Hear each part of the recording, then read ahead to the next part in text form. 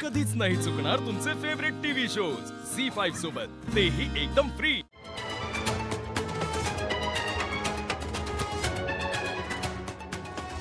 कुठे? हा इकडेच आहे, ऑपरेशन थिएटर इकडेच आहे। बाबा बहुतेक ऑपरेशन चालू आहे। आई आई आई बस।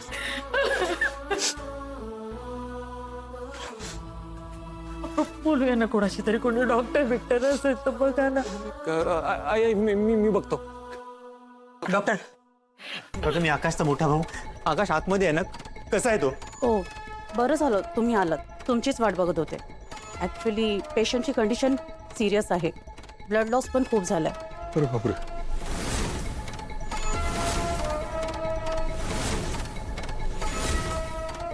आतमध्ये ऑपरेशन चालू आहे, बाकी सगळं तुम्हाला सिनियर डॉक्टर सांगतील। काय होत बसलं? डॉक्टर दादा ब्लडची गरज आहे का? मी रेडी आहे, आमचा ब्लड ग्रुप सेम आहे। हो डॉक्टर, मी सुद्धा रेडी। हवं तर माझं सगळं ब्लड द्या, पण आकाश सरांना काही होतं कामा नाही, प्लीज। रिलॅक्स सर, ब्लडची गरज लागू शकते, मी तुम्हाला सांगेन। आय नीड टू गो नाव। लवकर सांगा प्लीज। कुठून दुर्बुद्धी सुचली आणि आकाशला एकट्याला पाठवलं? बाबा वसुंधरा, तिचं काय? हा? तिचं काय? कुठे आहे ती? तिच्यामुळे झालंय। तू शांत हो, बोलू नको, अगं हॉस्पिटल आहे। मिस्टर ठाकूर, हा मीच आहे। आम्हाला हॉस्पिटलमधून अलर्ट मिळालंय, तुमच्या मुलावर हल्ला झालाय। हो, ऑपरेशन सुरू आहे त्याचं। जे काय झालं ते कळलं नाही, पण आम्ही ताबडतोब इथे निघून आलो। एक मिनिट सर, हे सगळं तुम्हाला सुरुवातीपासून सांगावं लागेल। सर पोलीस केस होईल। एक मिनिट बाबा, मी बोलतो। साहेब जरी इकडे आला। मला सांगा नक्की काय झालं होतं?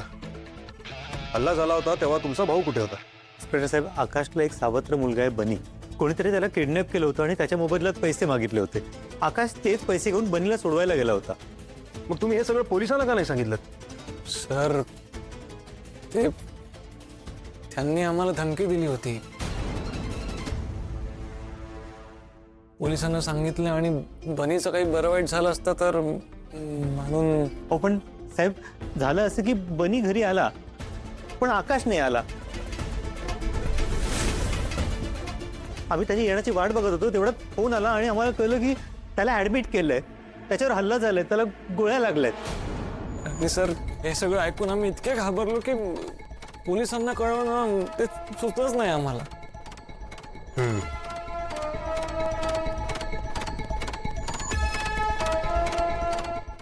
झी5 ॲप डाउनलोड करा आणि पहा सर्व एपिसोड्स एकदम फ्री।